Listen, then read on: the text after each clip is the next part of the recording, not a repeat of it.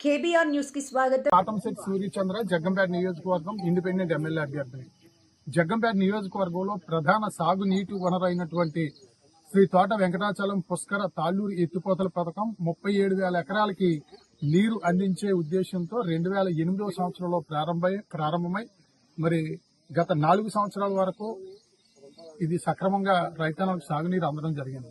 గత 4 సంవత్సరాల క్రితం నుంచి కూడా ఈ పుష్కర ఎత్తిపోతల పథకం ఈ పైప్ లైన్ రిపేర్ రావడం వల్ల, పైప్ లైన్ పగిలిపోవడం వల్ల, మోటార్లు ట్రాన్స్ఫార్మర్లు రిపేర్ రావడం వల్ల పూర్తిగా ఇది క్లోజ్ అయిపోవడం జరిగింది. 2023వ సంవత్సరంలో 32,000 ఎకరాలు పంట పొలాలు పూర్తిగా ఎండిపోయి రైతన్నలు సర్వనాశనం అయిపోవడం జరిగింది. మరి అప్పటి నుంచి కూడా రైతులందరూ కూడా ఈ ప్రాంతం అంతా కూడా మరి పంటలు లేక ఎన్నో ఇబ్బందులు పడుతున్నారు. రైతులకి నష్టం జరుగుతూ ఉంది. రైతుల మీద ఆధారపడినటువంటి రైతు కూలీలకి, అదే రకంగా ప్రతి గ్రామంలో ఉన్నటువంటి పశువులకు కూడా గడ్డి లేకపోవడం వల్ల కూడా ఇబ్బంది పడుతున్న పరిస్థితి. 2024 ఎమ్మెల్యే ఎన్నికల్లో కూటమి ప్రభుత్వాన్ని గెలిపించిన వెంటనే మేము ఇక్కడ తాళ్లూరు ఎత్తిపోతల పథకానికి నిధులు మంజూరు చేయించి వెంటనే నీరిస్తాం, గెలిచిన సంవత్సరమే నీరిస్తామని చెప్పేసి ఎన్నికల్లో ప్రతి ఒక్కరికి కూడా 1-4 సార్లు చెప్పి ఓట్లేయించుకుని గెలవడం జరిగింది. గెలిచిన తర్వాత మరి గెలిచిన సంవత్సరమే ఇక్కడ మీటింగ్ పెట్టడం జరిగింది. ఇదే పంప్ హౌస్ దగ్గర ఈ సంవత్సరం నీరు ఇస్తున్నామన్నారు, ఇవ్వలేదు. తర్వాత సంవత్సరం ఇస్తున్నామన్నారు, అది ఇవ్వలేదు. మొత్తం మీద శాసనసభ్యులు శ్రీ జ్యోతుల్ నెహ్రూ గారి కృషితో 2025వ సంవత్సరంలో గత 8 నెలల క్రితం 52 కోట్ల రూపాయలు నిధులు మంజూరు చేయించడం జరిగింది. నిధులు మంజూరయ్యి దగ్గర ఫిబ్రవరి 6వ తేదీన ఇక్కడ పనులు మొదలు పెట్టడం జరిగింది. మెగా కంపెనీ ద్వారా ఫిబ్రవరి 6వ తేదీన పనులు మొదలెట్టడం జరిగింది. 3 నెలలు 90 రోజులు అయింది పనులు మొదలుపెట్టి. తర్వాత ఒక 2 నెలల్లో జూలై మొదటి వారంలో రైతన్నలకు సాగునీరు ఇవ్వాల్సిన పరిస్థితి. జగ్గంపేట నియోజకవర్గంలో ఈ పుష్కర కాలువ మీద ఆధారపడ్డ రైతులందరూ కూడా ఎప్పుడు నీరు వస్తుంది అని చెప్పేసి 1000 కలతో ఎదురు చూస్తున్న పరిస్థితి. కాకపోతే ఇక్కడ పనులు చాలా స్లోగా నత్తనడకన జరుగుతున్న పరిస్థితి. ఈ రోజు అంతా చూడడం జరిగింది. మేము పని జరిగే దగ్గరికి వెళ్ళి చూస్తే ఇక్కడ 3.5 కిలోమీటర్లు పైప్ లైన్ ఉంటుంది. 3.5 కిలోమీటర్లకి పైప్ లైన్ కూడా పాత పైపు సిమెంట్ పైపులన్నీ తీసి ఎంఎస్ పైప్ లైన్ వేయాల్సిన పరిస్థితి. 3.5 కిలోమీటర్లో 90 రోజులు ఇలా పని చేస్తే 350 పైపులు తీసారండి. అంటే 2 కిలోమీటర్ల లోపు తీసారు. 2,100 పైపులు భూమిలో ఉన్నవి పైకి తీసి కొత్త పైపులు వేయాల్సిన పరిస్థితి. అటువంటిది 350 పైపులు తీశారు. మరి ఎంత స్లోగా ఉందంటే 10% వర్క్ జరిగింది ఇక్కడ 90 రోజులకి. మరి రాబోయే 60 రోజుల్లో ఇంచుమించు 90% పని జరగాల్సిన పరిస్థితి. హైదరాబాద్ మెగా కంపెనీ నుంచి 1400 ఎంఎస్ పైపులు రావాల్సిన పరిస్థితి. 2 లైన్లు వేస్తారు. ఆ పైపులు రావాలి. పైపులు వచ్చిన తర్వాత మళ్ళీ ఆ పైపులకి ఈ సిమెంట్ కాంక్రీట్ తో మళ్ళీ ఈ ఐరన్ మెష్ చేసి కాంక్రీట్ తో మళ్ళీ తయారు చేయాలి ఈ 1400 పైపులకు కూడా. అదే రకంగా ఈ పైప్ లైన్ అంతా క్లియర్ చేసిన తర్వాత దాంట్లో మళ్ళీ శాండ్ ఫిల్లింగ్ చేసి లెవెలింగ్ చేసి పైపు ఒక్కొక్కటి దించి వెల్డింగ్ చేయాలి.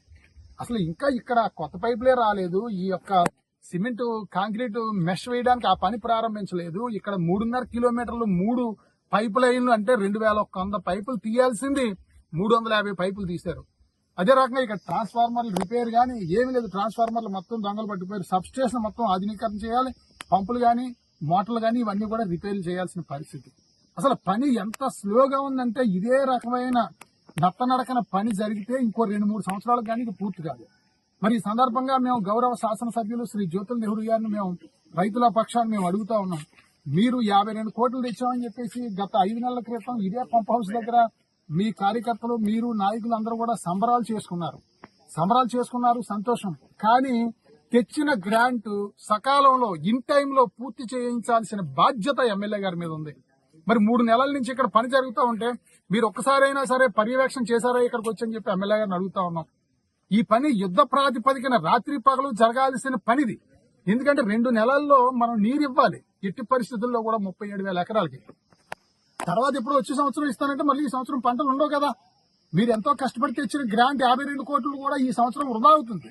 కాబట్టి ఎమ్మెల్యే గారిని మేము కోరుతా ఉన్నాం రైతుల పక్షాన, మీరు ప్రతి వారం కూడా ఇక్కడికి వచ్చి పనిని మీరు సందర్శన చేసి ఎన్ని పైపులు తీశారు, ఎన్ని పైపులు వేశారు, ఎంత ప్రగతి జరిగిందనేది ప్రతి వారం మీ కళ్ళతో మీరు చూడాలి.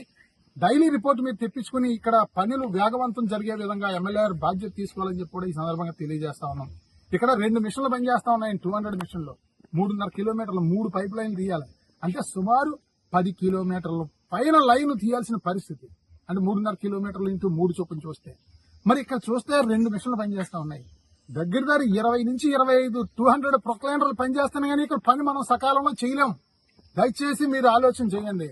మరి అదే రకంగా మరి నవీన్ కుమార్ గారు జగంపేట నియోజకవర్గ అభివృద్ధి కమిటీ చైర్మన్ గారు మీరు కూడా దృష్టి పెట్టాలని చెప్పేసి నేను కోరుతా ఉన్నాను రైతులకి ఇక్కడ. ఎందుకంటే మీరు ఎంతసేపు కూడా నియోజకవర్గంలో ఎక్కడెక్కడ ఉన్నాయి మట్టి ఇసుక దోపిడీ పని మీదే మీరు ఆలోచిస్తున్నారు తప్పించి నవీన్ గారు మీ కంట్రోల్లో 100 మిషన్లు పనిచేస్తా ఉన్నాయి జగంపేట నియోజకవర్గంలో. మరి అక్రమంగా మట్టి తోలే కార్యక్రమం ఇక్కడికి పంపించండి. మిషన్లు ఇక్కడికి పంపించి కాంట్రాక్టర్ కి అవసరమైతే మిషన్లు సప్లై చేసో మీరు ఏం చేసినా సరే ఏది ఏమైనా సరే ఎట్టి పరిస్థితుల్లో కూడా జూలై మొదటి వారానికి రైతులు నీరు ఇవ్వాలని చెప్పేసి మేము ఈ సందర్భంగా తెలియజేస్తూ మరి ఎమ్మెల్యే గారు కానీ ఎమ్మెల్యే గారు అబ్బాయి నవీన్ కుమార్ గారు కానీ ఇక్కడ ప్రత్యేకమైన దృష్టి పెట్టి మరి ఇక్కడ ఎందుకంటే పని జరుగుతుందని చెప్పేసి అనుకుంటున్నారు వాళ్ళు, కానీ పని జరగడం వేరు, సకాలంలో పూర్తి స్థాయిలో పని జరగడం వేరు.